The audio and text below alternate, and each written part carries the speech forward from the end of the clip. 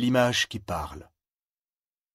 Que faire de soi, de sa personne, de son âme et de son corps, quand on tombe amoureux fou de l'amour? Que faire de cette conversion qui fond sur vous? Prier sans aucun doute, prier sans cesse, dire à Dieu qu'on l'aime. Mais Dieu ne se montre pas. On ne le trouvera que dans le silence et la solitude. À certains moments, l'envie prend à François de se rouler par terre en poussant des cris comme pour se débarrasser de cet excès de joie qui l'accable. Il faut malgré tout que la vie continue, gagner son pain. Vendre des étoffes, par exemple. On peut très bien aimer Dieu en vendant du drap. François ne semble pas y avoir songé. Pas plus qu'il n'a songé à devenir religieux. Et cependant, les ordres religieux ne manquaient pas. Il y avait un couvent de bénédictins dans la région. Un jour qu'il se promenait dans la campagne pour essayer en marchant de voir clair dans ces choses, il poussa jusqu'à une église fort ancienne et tomba en ruine, San Damiano. C'était là que Dieu l'attendait depuis toujours. Une grande croix tragique, pendue au-dessus de l'autel et peinte avec une naïveté touchante, saisit aussitôt son regard.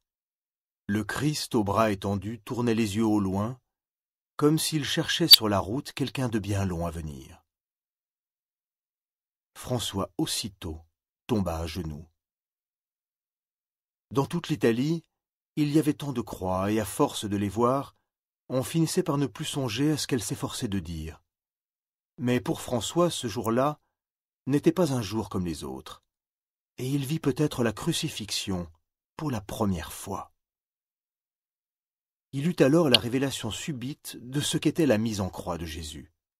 Ce fut comme si on ne lui en avait jamais rien dit, et son cœur se déchira de compassion et d'amour. D'amour pour celui qui s'était laissé clouer sur du bois par amour pour lui, Francesco di Bernardone, à genoux, muet, et le visage mouillé de larmes.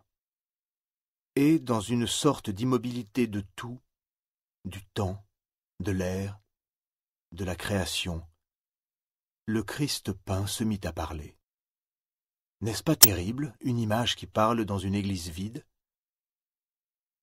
Paralysé d'effroi et de stupeur, le jeune homme se sentit arraché à lui-même et comme soulevé de terre. Comment une image pouvait-elle parler? Mais il savait qu'il ne rêvait pas.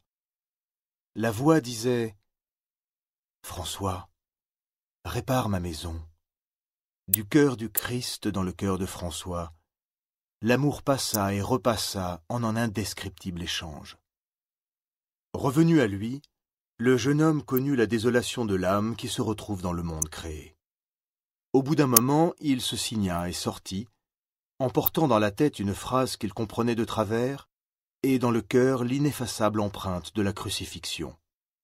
Elle le faisait tellement souffrir que de retour à Assise, sans effort pour se retenir, il en gémissait bruyamment de douleur. Mais il savait maintenant ce qu'il avait à faire.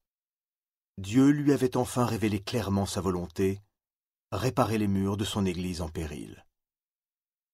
Il n'y avait d'erreur que dans une lettre minuscule, où François croyait comprendre « Église », il eût dû penser « Église ». Mais comment l'aurait